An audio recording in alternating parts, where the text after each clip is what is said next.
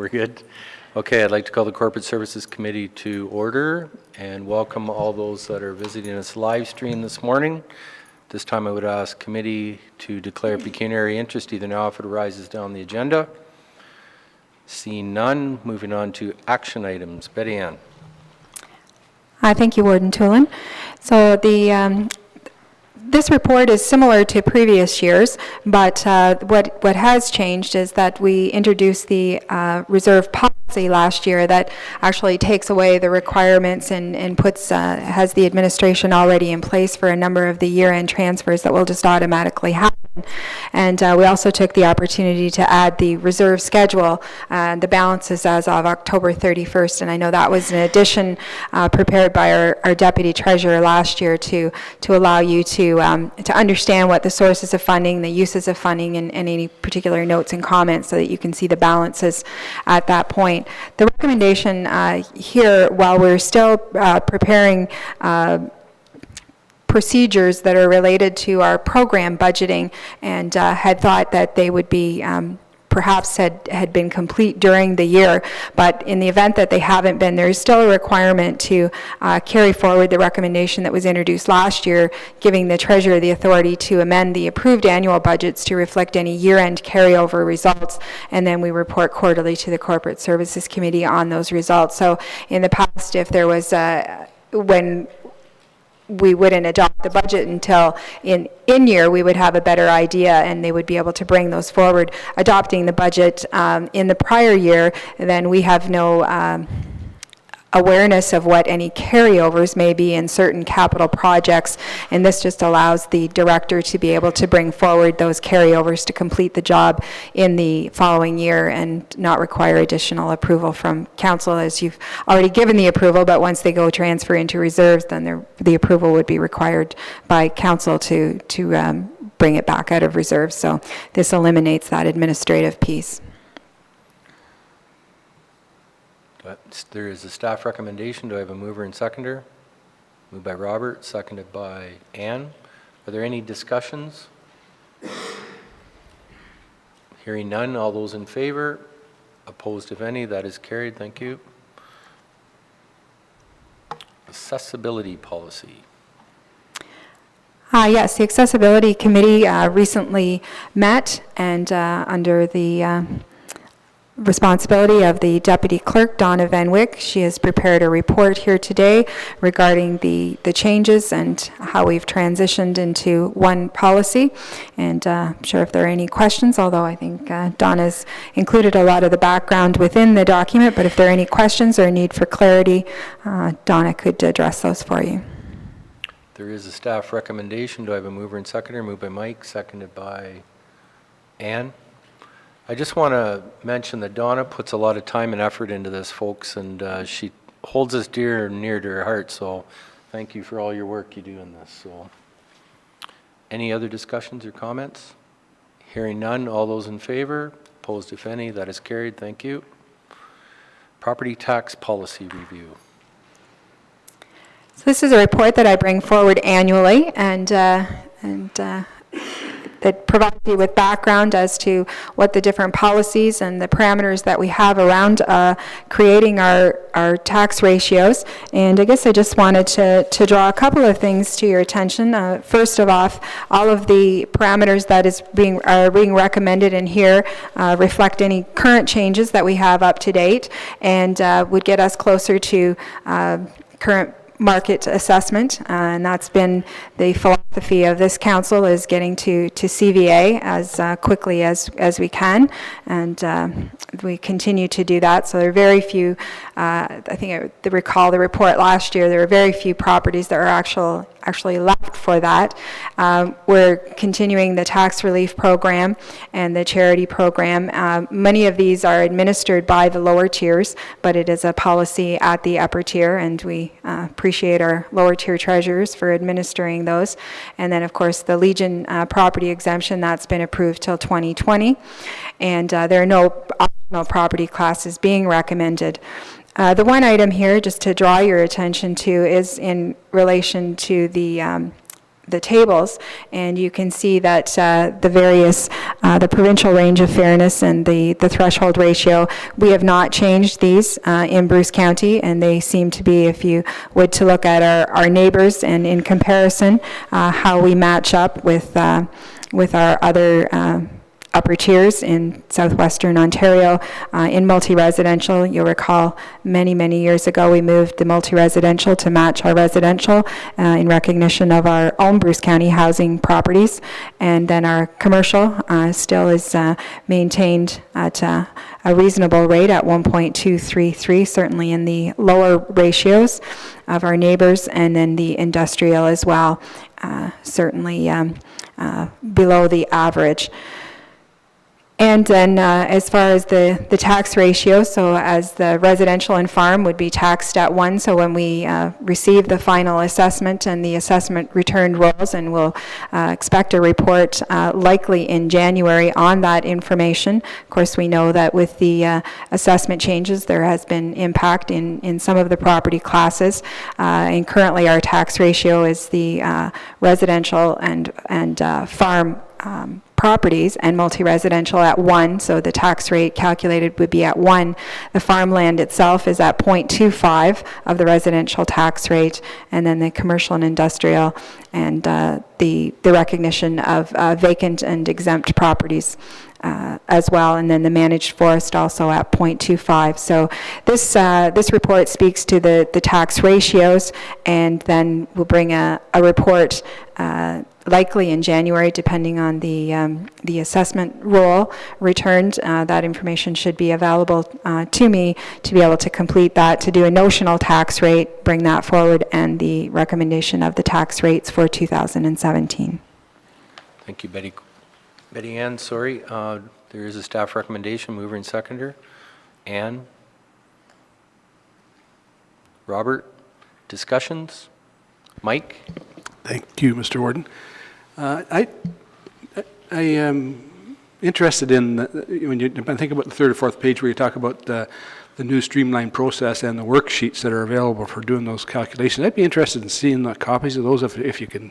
I tried to log on, but I suspect it's a secure website that we have. And it is a secured website. It'll be a great secret how we calculate the taxes for our people, right? I'd be glad to do that. Yeah, I'd be interested in seeing the worksheets. It's just it would be easier for me to completely understand. I've got a pretty good understanding, but I suspect it'll lay it out how we get to the ratios and how you can vary them. And we'll bring something forward for you. Thank you very much. David? Mr. Warden, I do have to bring this forward. A number of residents, farmers have approached me about the taxes that they're going to have to pay on their expensive land. The prices have certainly spiked in the last 4 years, and we're seeing a huge spike, and even at the 25% range, their taxes will double. But I understand that this is only it shifts the tax load onto residential if you make a change like this. But I just wonder if there would be something in the short term that would ease that huge spike in the price of land, which has doubled in the last 3-4 years. Discussions? Comments? I've had a few phone calls myself. Personally, I've held steadfast that my opinion is that we would not be changing the farmland tax rate. We saw this spike, especially along the lakeshore about 4 or 5 years ago, where a lot of those properties doubled and tripled in places, and I sure heard the concerns back then as well. And as a realtor, I think one of the first questions I always ask to those individuals, would you sell for what you're assessed at? And generally speaking, most people would say no. And but agricultural land has definitely gone up. There's you mix that in with the commodity prices and beef and pork, and it's almost like a perfect storm right now that what some of our farmers are going through.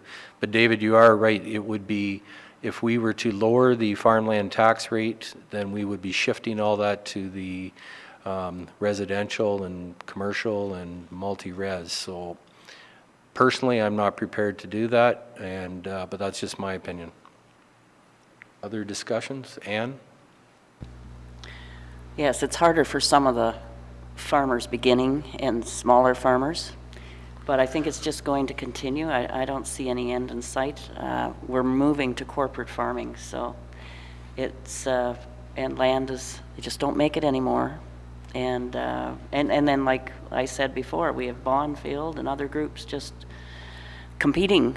There's such a competition now for farmland among not only the corporate farmers, but other corporate organizations. So I just see in the future it's going to increase. It's going to become a rich person's business. Well, and to further that too, this is obviously still on the Western Ontario Wardens Caucus radar, but petition the Ontario government to go back the old way of funding, that if you want a cheap food policy, which the province does, then the whole province should be paying for it. It shouldn't be happening on the rural taxpayers of Ontario. I mean, our agricultural community they're producing a product that every single person in Ontario uses every day, and it should be a provincial interest. It shouldn't be on the backs of rural Ontario. So that's something I think that we have got to continue pushing with the Ontario government. Milt, did you have anything to? I just agree with your comments.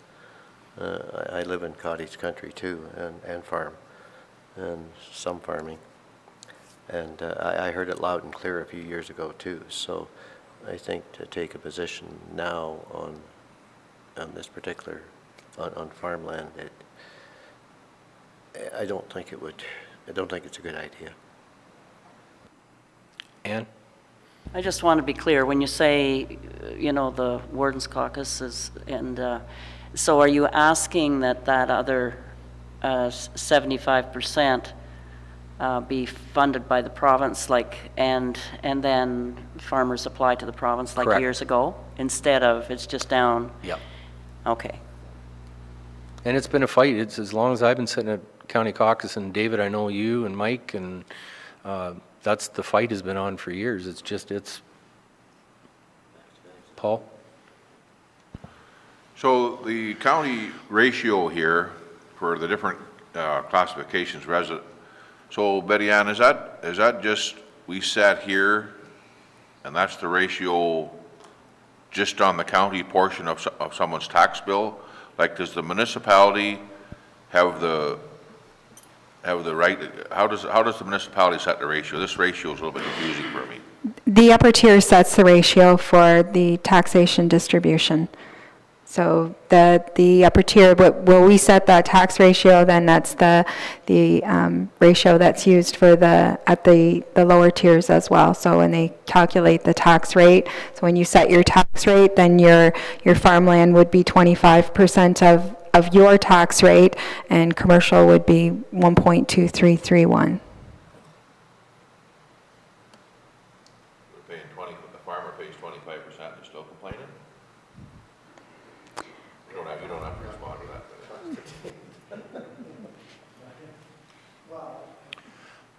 Yes? Yeah, I guess. But for me, it's the younger farm family that maybe they bought the land, or the land was transferred to them from parents at $3,000 or $4,000 an acre, and then all of a sudden they didn't pay the big money for the land. It's not their fault. They're caught in that situation where all of a sudden their land is going to be assessed at twice or three times what it was assessed at prior to this coming year. So it is an issue for some farm families, but I understand, and I think the pressure needs to be put on the provincial government, even a delegation to Good Roads at this point. Is it too late or not? Through you, Mr. Roma. Excuse me, Mr. Warden. That was going to be my statement about the Roma. Pardon me.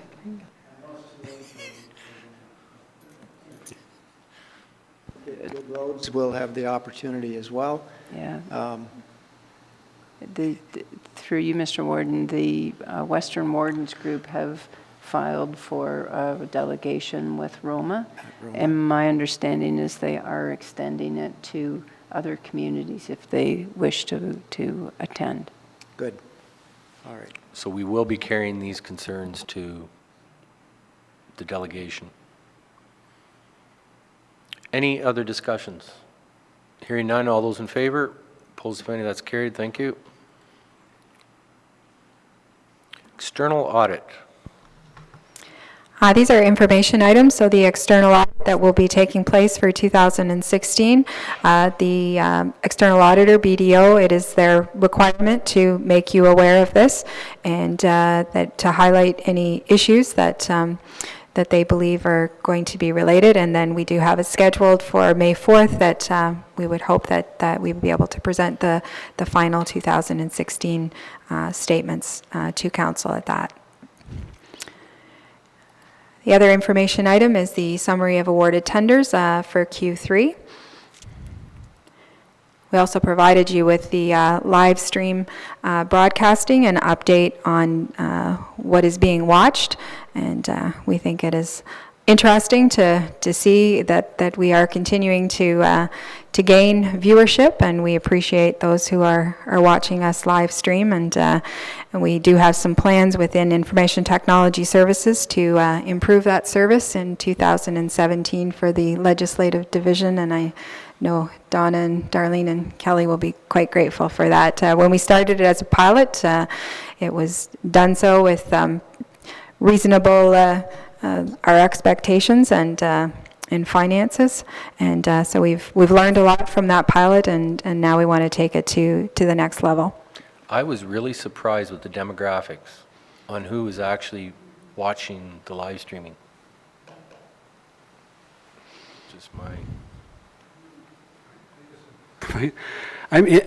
What I find interesting, or maybe even disturbing, is that you can find this stuff out, your age and who is watching Yes, that, and yeah. that bothers me. Yeah, That how do they know? Well, whether you're, that's just me though, Mr. Warden. It is.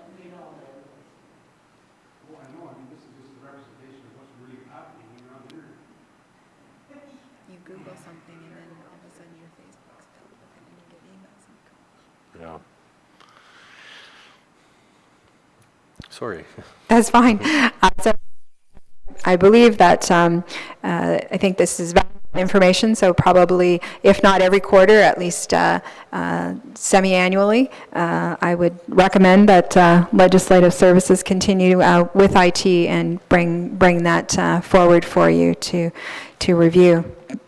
And the next item is in response to concern about the redesign of our atrium, and I just wanted to assure council that we are taking steps to make sure that staff will be able to serve the public and the client base in a safe environment, and took some time to review that, and certainly working with Director McDonald, who already deals with that in a number of their locations, and I think we certainly feel very confident that we're going to be able to deliver the service safely, and then of course the internal procedure will be prepared, and certainly staff, we will equip them with the skills to be able to deal with any circumstances that may arise.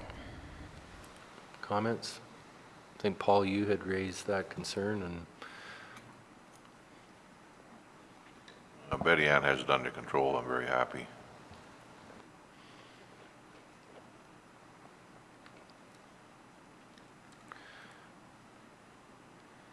all right. Next meeting, January the 5th. Need a motion to adjourn. Milt and Ann. All those in favor? That is carried. Thank you.